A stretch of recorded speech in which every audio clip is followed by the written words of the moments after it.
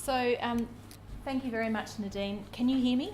Because I know that accents do cause a bit of a problem. It might take you a few minutes to get used to my accent because it's taken me a while to get used to the Scottish accent. I feel really grateful for the opportunity to be at this conference and to speak, because I think it's always a wonderful opportunity to get an international perspective. I found Sarah's talk earlier just so extremely interesting to reflect back on your own context, and I think it's a wonderful opportunity to learn and share. And tomorrow I'm going into some schools, so I'm really looking forward to that opportunity as well. The link between Nadine and myself, many of you may not know this, but Nadine used to live in Australia and she used to teach at one of our schools. And when I became languages consultant, my predecessor had set up about a month of workshops with Nadine, and she said, there's a wonderful lady which is in France, but she works for Scotland. I couldn't quite work that one out. And Nadine came out about 4 years ago, and she's been out I think 2 or 3 times since then. She has a fan base in Western Australia. People just love her workshops, and it's about keeping it real. What was that expression you just said? Keep it real? No. Bring it on, bring it on. It's that bring it on, keep it real type attitude, and I think that's where we've really, really connected. So it's been a delight working with Nadine. And so where are we from? Helen, can you just put up your hand? Helen and I are both from Western Australia. So I thought I'd start with putting a map on, so you know, I know you know where Australia is. Just to put into some perspective, Scotland is just slightly larger than Tasmania, and that's the green little island down the bottom. And Helen and I are from Perth, not 50 miles north of here, but Perth, 15,000 kilometres away. That yellow state on the left-hand side, that's Western Australia. And Perth is often talked about as being the most isolated city in the world, which has some challenges. And obviously, I work for a sector, I mean, with the actual physical landscape that we cover is also an incredible challenge. So that's where we're from. We're from Perth. Sarah also mentioned Professor Joe Lobianco, and he is. It's a real honour that he's from Australia. He is the expert on policy, and he works for the United Nations and for lots of countries. But ironically, Australia has never had a languages policy, a national languages policy. So I'll talk about at a national level, and then also at a state level. So. Each of the states and territories may have a position on languages, or some of them have a policy. Like Western Australia has just developed it's a very brief policy, but it's given us some wings, which is really good. In every state and territory in Australia, we have 3 sectors. So there is a government sector with the majority of the schools public schools. There's also a Catholic sector, and then there's the independent school sector, and this is who I work for. So I work for the Association of Independent Schools. When people think of independent schools, they think private schools, and they initially think of the wealthy, elite, single-sex schools, the private schools. So I've got that represented by the picture at the top. But in actual fact, we have 155 schools in our sector, and there's only about 10 to 12 of those really elite private schools. Our sector is incredibly diverse. We also have about 20 very small community schools. So your schools that they often embrace a particular philosophy. It might be Rudolf Steiner, or it might be a Montessori type school. And I just want you to keep thinking about that, because that's what I'm going to keep coming back to, those types of schools. I have the best job in the world. I go to all our schools, and the one that gives me so much joy are our Aboriginal community schools. And these are usually schools that have decided 20, 30 years ago, they decided to open these schools because they wanted to teach in the language, and that unfortunately has really dropped by the wayside. I don't think we've got any schools that are teaching in mother tongue anymore, but extremely remote. So this school in the middle is perched on Lake Dora, which is a big salt lake right in the middle, sort of up the top. Takes about 2 days to get to. So those are our Aboriginal schools. We've got about 12 of those. And we also have care schools, which are for disengaged students. They generally, some of them dabble with languages, but it's really not high on the priority of their curriculum. So I don't have much to do with those few schools. But the majority of our schools are faith-based schools. So we have a lot of Islamic schools, Baptist schools, Christian schools, the whole works. And so schools become independent because they want that autonomy. And so it's my job and other consultants to support that autonomy and to do it the way that they want to, and to really find the flexibility in the curriculum so that they can develop it. In 2014, we had a report into the state of languages in Western Australia, and it was very similar to the experience, I think, in Europe. It was pretty dire. Less than half of the government schools primary government schools were delivering languages. I'm fortunate to say that in the independent sectors, languages remained buoyant, but we still have a lot of work to do. So, as I was saying, we don't have a national languages policy, but we now have the Australian curriculum.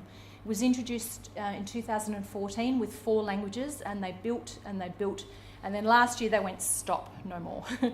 So we have 2 frameworks. One is the framework for Aboriginal and Torres Strait Islander languages, and that can encompass up to 150 different languages, although they're not all being used, but it has that scope, so it's a framework. And we also have the framework for classical languages, so Latin, Ancient Greek and Sanskrit.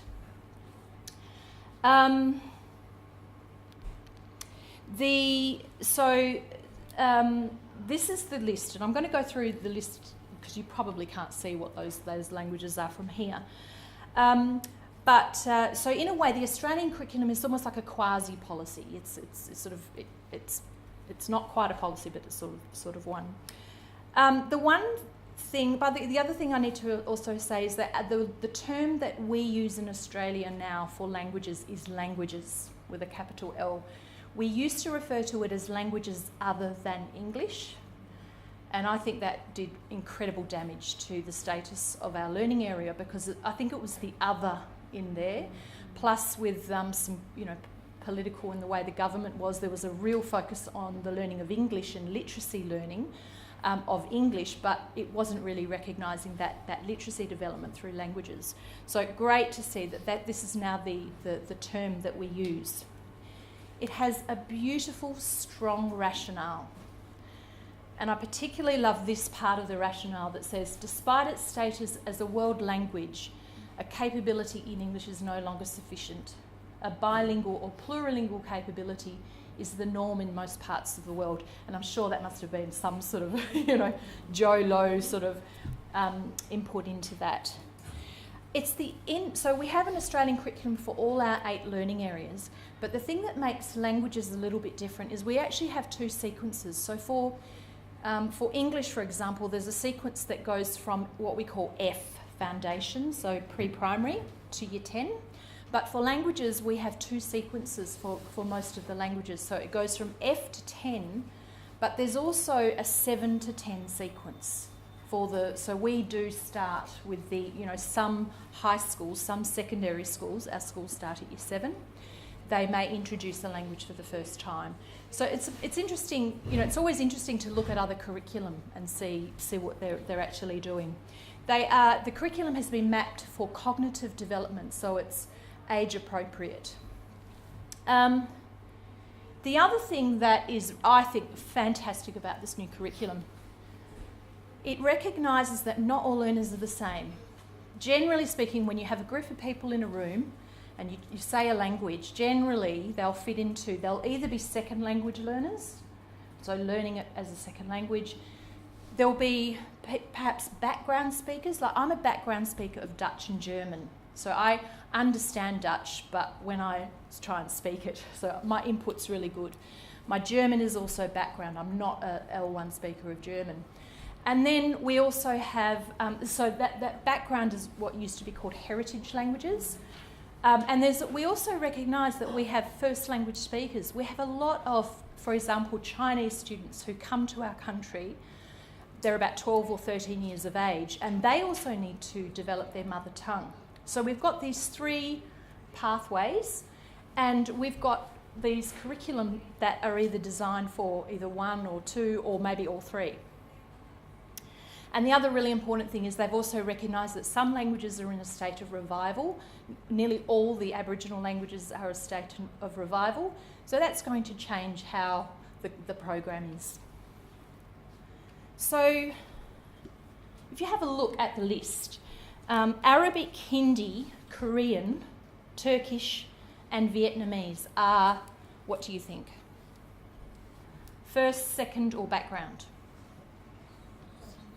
They're background. They're background languages. So they're for kids who their first language. They might be they might speak it at home, but they're not continuing it on. So these are often taught in community language schools. The other one's Australian Sign Language. That's the one in the middle up the top. French, German, Italian, Indonesian, Japanese, Spanish, Modern Greek. They are second language courses. Chinese has 3 pathways, so there are actually 3 syllabuses times 2 because we've got the 2 sequences. So Chinese is, if you think about Australia, we have 25 million people in Australia and we have 1 million Chinese speakers in Australia. So Chinese is really, and it might be interesting to PowerLanguages as well, it's really growing, but it's highly problematic in what Chinese to choose and then how to deliver it as well. It's very, very complex. So the Australian curriculum is really comprehensive and it gives power to the emerging languages, the emerging communities, which I think is just fantastic. So as I said, the West Australian curriculum, it's actually born out of the Australian curriculum. It's really not that much different. The only difference is that they wrote syllabuses for Chinese, Japanese, Indonesian, Italian, French and German because these are our big 6. I would say 90% of all our schools, of all the programs, fall under these 6 languages. It's still, the West Australian curriculum still has adopted that really strong rationale. So I think that we're really heading into that. It really recognises super diversity in communities and that multilingual turn. There's a mandating that's just recently come in. So as of this year, in Year 3, all schools need to be delivering a Year 3 curriculum. It's a very slow timeline, but by 2022, mandating should be from Year 3 to Year 8. So, and the other thing is that there's a notion that if you have a languages program, you should be giving 2 hours a week to languages. So in a way, the Australian curriculum really, the design of it has allowed for continuous and cumulative learning, but I think the West Australian curriculum's really sort of given it it's made schools become accountable, which is great. So these are the languages that I work with. And so if you think back to those different contexts of independent schools, you can see how you get that incredible diversity. And I'm sure there are some languages there that you're probably going, what are those languages? So you can't really see it, but those ones that I've just sort of highlighted, Gija, Guniandi, Mandurjara, Nigina, Noongar and Walmatjari are, of course, Aboriginal languages. The language of a community is absolutely intricately tied to that country. And it's really interesting, your diagram of the framework, when you're looking at a languages policy, I've used that a lot in schools, but I've also added an extra box that when you're thinking about a policy for your school, you need to think about the languages that kids bring to school, the languages that are taught, but also the language of the land. That's something that's really unique to Australia.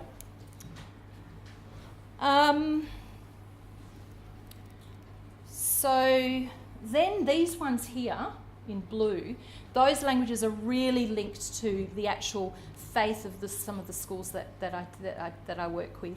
So, for example, I was at St Andrew's Grammar recently, and they do modern Greek. They're the only school that teach modern Greek, and I just sort of mentioned maybe the possibility of perhaps introducing Chinese, and they were absolutely horrified.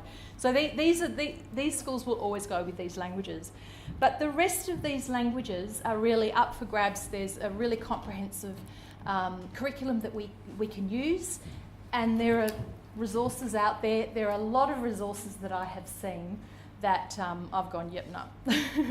But I've stuck with the power languages. I'm semi-convinced that they have a role in this, and as you can see, there's that crossover with some of these languages, which is fantastic.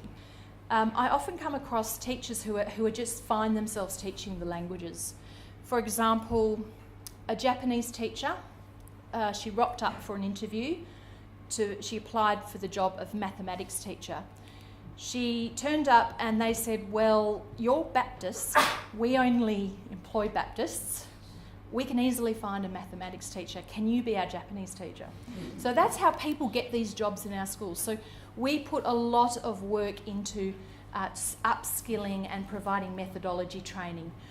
With Aboriginal languages, when you've only got 40, 50 speakers left of the language, and the elders say this 19-year-old is going to be the language teacher, that's who you work with. So a lot of our time is in methodology training. Chinese is a very interesting case. While all languages have sort of been on the decline, Chinese has just gone through the roof. About 10 years ago, Chinese probably killed German in our schools. Schools that had like 3 or 4 languages, they introduced Chinese. German, unfortunately, sort of really slipped, but there are some people doing some incredible work, such as Kellen, to really bring the status of German back. And the lack of sustainability, as always, that's always one of our biggest problems. With those really small schools, so if I go back to those particular schools, if you look at what schools are doing, I know a couple of specialist French teachers who use PowerLanguage platform resources and they love it. They use it in a way like they pick and mix. They take things out of it, and the feedback that I've got from them is extremely positive. We have one little school, school over here is Margaret River Independent School. I don't know if anyone knows about Margaret River. It is the most delightful little place in a wine-growing region. And they are going to implement the parent program. So there are some schools that I think that could really benefit from the PowerLanguage platform resources. And often these schools will not embed languages into their program. They often see it as a bit of an add-on. So they often change from French to Spanish to Italian to whoever they can get. A parent might come in, and my advice really is for them to stick with the language and then perhaps to use the PowerLanguage platform and upskill their classroom teachers. I could really see there's a lot of scope for things like that. So that's really it for in terms of AISWA. I'm going to just end briefly talking about what my other role is. Helen and I are both committee members of the Modern Language Teachers Association of Western Australia. So every state has an association like this. We are sort of like parent to the single language associations, and I'm just finishing my 4th year term as president. And if you have a look at our logo at the top on the left-hand side, there are these little semicircles which are meant to represent people and a particular language. And so when Helen and I both sort of started about 5 years ago, we only had 5 languages under our umbrella. And we've worked really hard to sort of really diversify that and make it a lot more inclusive for other teachers and for other languages. And I think that really to have that vision that if we think about languages in the broadest possible sense, where languages aren't competing against each other. We need to work together to really raise the status of languages. I think that's probably the best way to go. So we have been really busy with we got a lot of funding. We developed a project called Languages in the Mainstream. And along with the implementation of the new national and the state policy, we've done a lot of work at a grassroots level to really raise the awareness and the importance of language learning with parents and wider school communities. We have brought together, we've brought under our umbrella community language schools. They've always been separate in the past. So second language school teachers in mainstream schools plus community language schools that teach on Saturday mornings. We're trying really hard to involve more Aboriginal teachers, and also seeing EALD teachers, or I think do you call it ESL teachers, so teachers of students of an additional dialect or language, trying to bring them into that realm as well. So we've been holding a lot of public forums, competitions. We've revived Languages Week, which sort of fell off along with our status as a subject, and we do a lot of advocacy. So just in conclusion, I think, we are different contexts, but I think we have very similar challenges, similar issues, but I think we're all sort of heading in a very similar direction. I'd like to thank PowerLanguages and Nadine especially. Thank you very much for the opportunity, and I really look forward to finding out more about at the coalface of how PowerLanguages are being used to really keep programs sustainable and strong. So thank you very much. Okay.